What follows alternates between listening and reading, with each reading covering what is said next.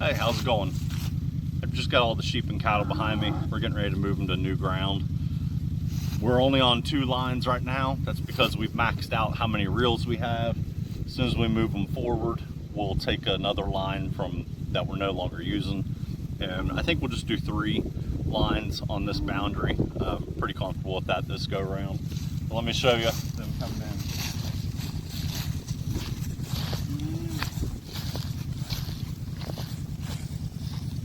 You want to come over here? You want to hold this as well as you can. All right, show here. So we're popping these out. Yes, every now and then we have to use sticks.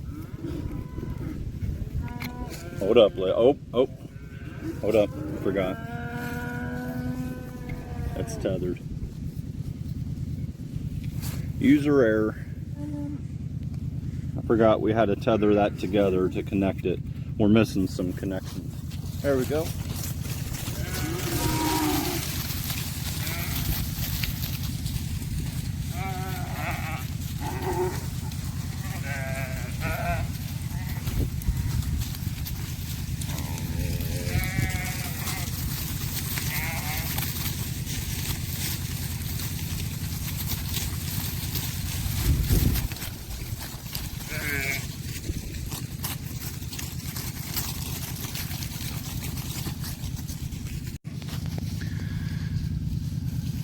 I am tempted to just leave just the 2 lines, but just makes me a bit nervous.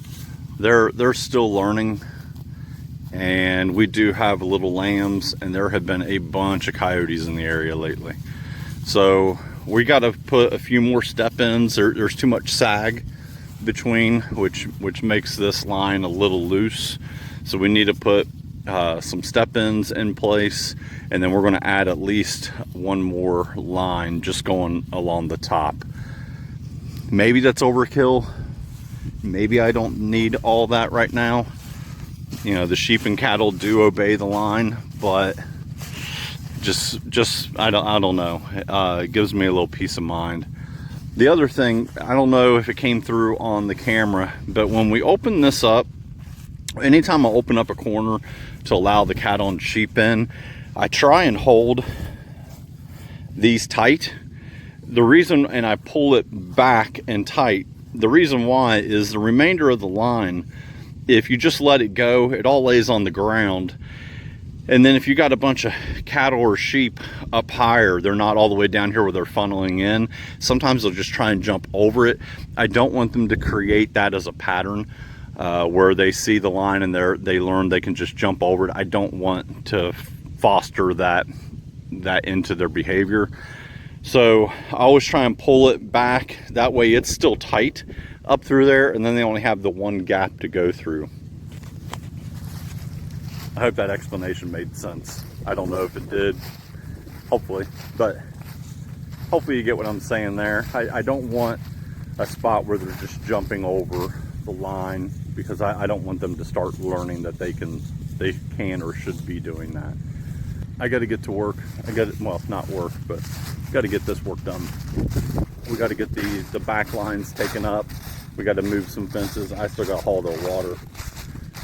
So, but they'll be here for several days. I don't know.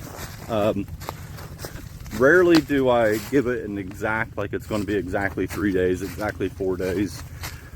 Reason being, and I mentioned it before, but the grass quality, so the quality of the pasture that they're on at that time, environmental factors such as rain, it all factors into it. So sometimes you think that they can be at a site for 3-4 days, and it really only ends up being 2. You just kind of have to play it by ear. But they've got all the way up to the top corner, which this is the steepest ground we've been on. They go up all the way up to the road and back around. And then they've been liking getting in all the thicket Even the cattle have been. They've been in it quite a bit. But you can see the difference here. All right, how about get some work done?